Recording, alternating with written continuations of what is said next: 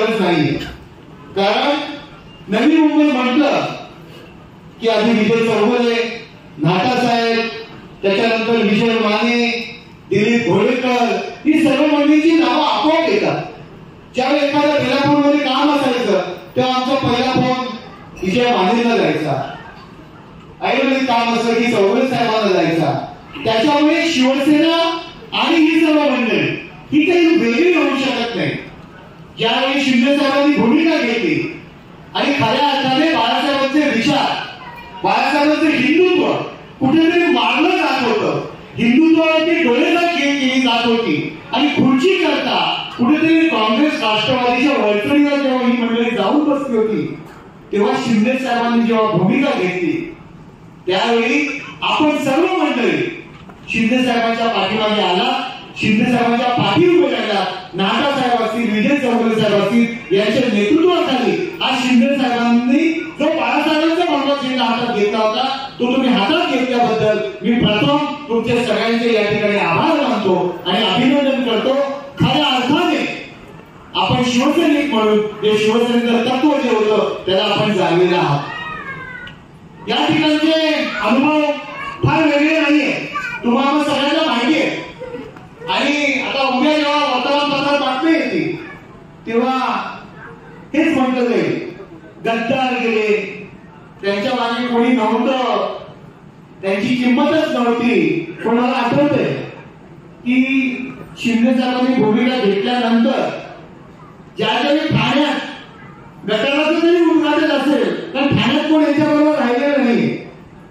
गटाराचं जरी उद्घाटन असेल, घरचा कार्यक्रम असेल तरी विजय माने आम्हाला दिसायचं त्या व्हिडिओ मध्ये, बरोबर ना विजय?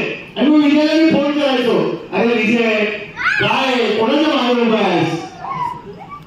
कुठेही काही असू द्या, ही एवढी जी काही मंडळी आहे त्याची अर्धी मंडळी पण पूर्ण जिल्हा म्हणून जर त्यांनी बघितला उभाटाचा तर पूर्ण जिल्ह्यात त्याच्या अर्धी मंडळी सुद्धा नसतात. ही परिस्थिती आहे. आणि तुम्हाला अनुभव आहे, खालीच्या वाऱ्या फेऱ्या तुमच्या आता वाचणार आहे तर छोट्या मोठ्या कार्यक्रमांना सगळीकडे 100 फोन करायचे, मग एक एक माणूस असला तरी 100 माणसं असायची. ही यांच्यावरती वेळ आलेली आहे.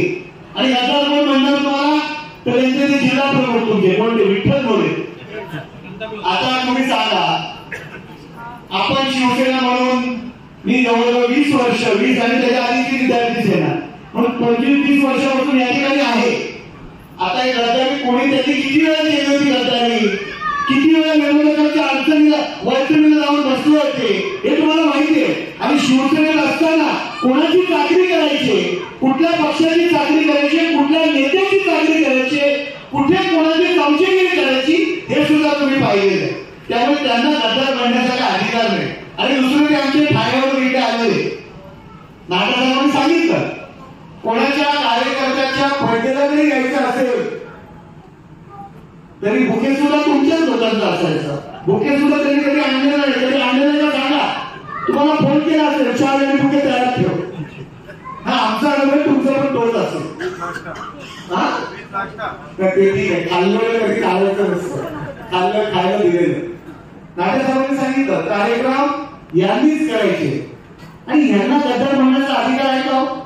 या ठिकाणी समोर ज्वलंत उदाहरण आहे. माननीय विजय चौगुले साहेब यांना खासदारकीची ज्यावेळी उमेदवारी दिली होती तेव्हा खऱ्या अर्थाने शिवसेनेत ठाण्यामध्ये जर गद्दारी कोणी केली होती तर राजे विचार यांनी मंडळींनी केली होती.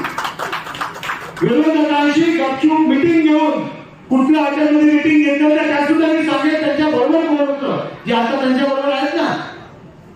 त्या बैठका घेऊन विजय चौगुले यांना ठाण्यातनं कसं पाडायचं हे काम करणारे खासदार आहेत. या उलट